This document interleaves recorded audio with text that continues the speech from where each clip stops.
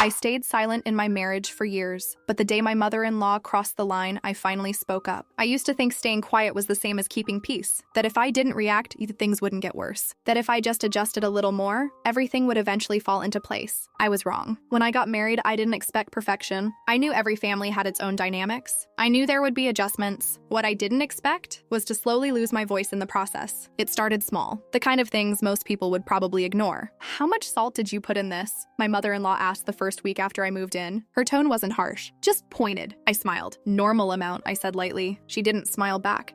It's a bit much." That was it. A small comment. Nothing serious, but it didn't stop there. The next day it was the tea. Too strong, then the laundry. Not folded properly. Then the way I arranged the kitchen. This isn't how we do things here. Always calm, always controlled, never loud enough to call it rude, but never kind enough to ignore either. And every time I stayed quiet because I told myself, it's new, she'll adjust. I'll adjust. It'll get better, but it didn't. My husband Daniel never really noticed. Or maybe he did and just chose not to get involved. "Mom is just like that," he would say whenever I tried to bring it up. "She doesn't mean anything by it." Maybe she didn't. But that didn't make it easier to hear every single day. Weeks turned into months, and slowly I stopped doing things my way. I cooked the way she liked, cleaned the way she preferred, organized things exactly how she wanted. Not because I agreed, but because it was easier than explaining myself, easier than defending myself. At some point, I didn't even realize when it happened, but I stopped speaking up completely. If something bothered me, I ignored it. If something felt unfair, I let it go. If something hurt, I stayed silent, because silence kept things calm. Or at least, that's what I thought. The truth was, silence didn't keep the peace. It just made me invisible. One evening, we had guests over, family friends, people I had only met once before. I had spent the whole day preparing, cooking, cleaning, setting everything up. By the time everyone arrived, I was exhausted, but I still smiled, still greeted everyone politely, still played my part. Dinner went smoothly at first. Everyone complimented the food, the setup, the house. I felt good. For a moment, then it happened. "Oh, Claire helped a little," my mother-in-law said casually. I looked up, confused. "A little?" One of the guests laughed. "Everything looks amazing." My mother-in-law smiled. "Yes, well, I had to redo most of it. You know how it is. She's still learning." The table went quiet for a second. Not awkward, just uncomfortable. I felt my hands go cold. I had spent the entire day working. Every dish on that table I made, every detail I handled, and just like that, it was taken away. I glanced at Daniel, waiting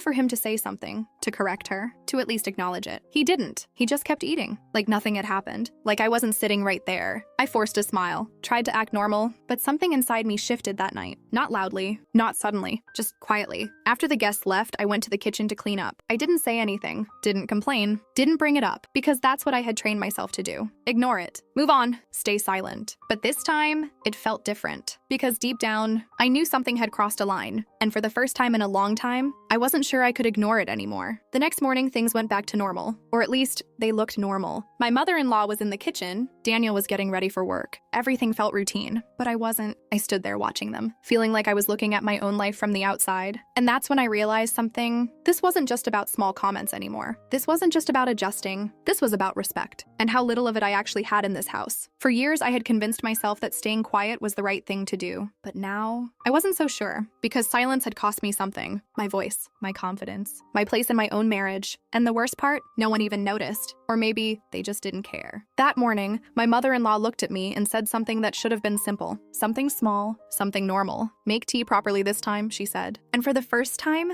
I didn't move. I didn't respond. I just stood there, because something inside me was finally starting to push back. And I had a feeling this time I wasn't going to stay silent. I stood there for a few seconds, longer than I should have. Her words were simple. "Make tea properly this time." A normal sentence, one I had heard in different forms for years. But something about it felt different that morning. Maybe it was the night before. Maybe it was the way she had dismissed everything I did in front of everyone. Maybe it was the way Daniel had just stayed quiet. Or maybe I was just tired. Not physically, but emotionally. Tired of adjusting. Tired of being corrected. Tired of pretending it didn't bother me. Still, I didn't say anything. Not yet. I turned slowly and started making the tea. Same steps. Same routine. Same silence. But inside, it wasn't the same anymore. Every movement felt heavier. Every second felt longer. I placed the cup in front of her without a word. She took a sip, paused. "It's better," she said. "Better. Not good. Not thank you. Just better." I nodded slightly. and walked away. The rest of the day felt strange. Not because anything big happened, but because of what didn't happen. I didn't engage. I didn't try. I didn't go out of my way to please her. And for the first time, I noticed how much of myself I had been putting into things that were never appreciated. That evening, Daniel came home late. He looked tired, loosened his tie, dropped his keys on the table, and sat down like he always did. "Hey," he said. "Hey," I replied. There was a pause. Normally, I would ask about his day, bring him water, start dinner, but I didn't move. He noticed. "You okay?" he asked. "Yeah," I said. Another pause. Then he looked at me more carefully. "You seem off." "Off?" I almost laughed. "Do I?" I said quietly. He frowned slightly. "Did something happen?" I looked at him for a moment, really looked at him, and for the first time in a long time, I considered telling the truth about last night, about how I felt, about everything. But then I remembered his reaction, or lack of it. So I just said, "No, I'm fine." And just like that, the moment passed. He nodded, accepted it. Because that's what we had become. A marriage where silence was easier than honesty. The next few days followed the same pattern. I did what was necessary. Nothing more, nothing extra. And slowly, I started noticing a change. Not in me, but in her. My mother-in-law, she noticed it too. The lack of effort, the lack of response, the lack of control. Her comments didn't stop, but they changed. They became sharper. "Did you forget how to clean properly? Why is this still here? You used to be more careful." Used to be. I didn't react. Not the way she expected. I just nodded, or stayed silent. And somehow, that bothered her more than anything. One afternoon, things escalated. I was in the kitchen making lunch. She walked in, watched me for a few seconds, then said, "You've become very careless lately." I didn't respond. She stepped closer. "I'm talking to you." "I heard you," I said calmly. She crossed her arms. "Then respond." I turned to face her. "For what?" I asked. Her expression changed slightly. "For what?" she repeated. "For what I said." I held her gaze. "You say a lot of things," I replied. "I don't know which one you want me to respond to." The room went quiet. This wasn't like me. Not the tone, not the words, not the eye contact. She noticed it too. "What's that supposed to mean?" she asked, her voice tighter now. "It means," I paused. For a second, I almost stopped, almost went back, almost chose silence again, but I didn't. "It means I'm tired of being corrected all the time," I said. There it was. Not loud, not aggressive, but clear. Her face hardened. "Oh, so now you have a problem?" she said. "I always did," I replied quietly. That hit. I could see it in her expression. "Then why didn't you say anything before?" she asked. I let out a small breath, because I thought staying quiet would keep things peaceful. "And now?" she challenged. I looked at her. "Now I think it just made things worse." There was a long silence, heavy, uncomfortable, but for the first time, it didn't feel suffocating. It felt real. Then she said something that made everything shift again. "If you have a problem living here, maybe you shouldn't." There it was. Not hidden, not subtle, direct. I felt my chest tighten, not because it shocked me, but because it confirmed something I had been feeling for a long time. This was never my home. Not really. Before I could respond, Daniel walked in. He looked between us. "What's going on?" he asked. I stayed quiet. For a second, I wanted to see what would happen, if she would say it, if he would understand. She didn't hesitate. "She has a problem with how things are done in this house," she said. I looked at him, waiting, again. But this time, something inside me whispered, "Don't wait," because I already knew what silence looked like, and I wasn't going back to it. I took a small step forward. "That's not what I said," I replied. My voice was calm, but steady. "I said I'm tired of being corrected all the time. There's a difference." Daniel looked at me, really looked at me, like he was seeing me for the first time in a long time, and I could tell this wasn't over, not even close.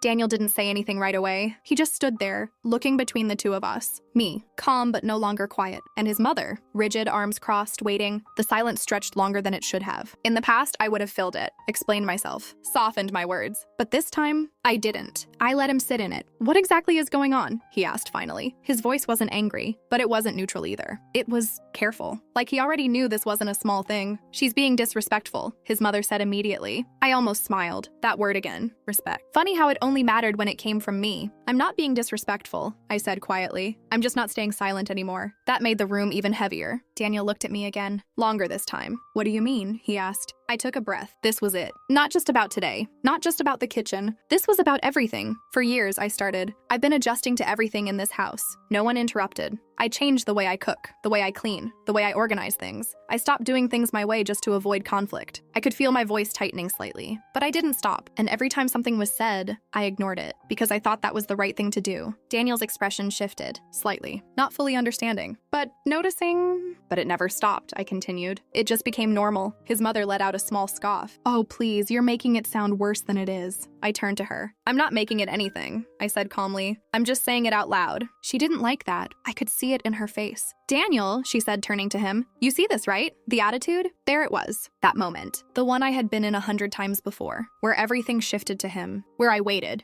for him to choose. But this time, I didn't wait the same way. Because I already knew something. His silence wasn't confusion. It was a choice, and I was done pretending it wasn't. I'm not giving attitude, I said before he could respond. I'm explaining how I feel. He looked at me again. And why now, he asked. A simple question, but it carried weight, because the answer wasn't simple. Because I can't keep doing this, I said. The room went quiet again. I can't keep pretending everything is fine when it's not. His mother shook her head. You're overreacting, she said. I didn't even look at her this time. I don't think I am, I replied. Daniel exhaled slowly. Claire, it's just small things, he said. Small things? I felt something inside me tighten. Is it? I asked. He hesitated. Yes, he said finally. It's not worth turning into something big. I nodded slightly. Not because I agreed, but because I understood. He still didn't see it. Or maybe he didn't want to. It's already something big for me, I said. That made him pause. For the first time, he didn't have an immediate response. And I realized something in that moment. This wasn't just about convincing him. It was about finally saying what I had been holding in, whether he understood it or not. I feel like I don't have a place here, I said. There it was. The truth. Raw. Simple. Unavoidable. His mother laughed softly. That's ridiculous. I ignored her. I feel like nothing I do is enough, I continued. Like I'm constantly being corrected. Like I don't belong in my own home. Daniel looked at me. Really looked at me. And for a second, I thought I saw something. Guilt. But it faded quickly. You're taking it too personally, he said. And just like that, it was gone. That small flicker of understanding. Gone. I felt something settle inside me. Not anger. Not sadness.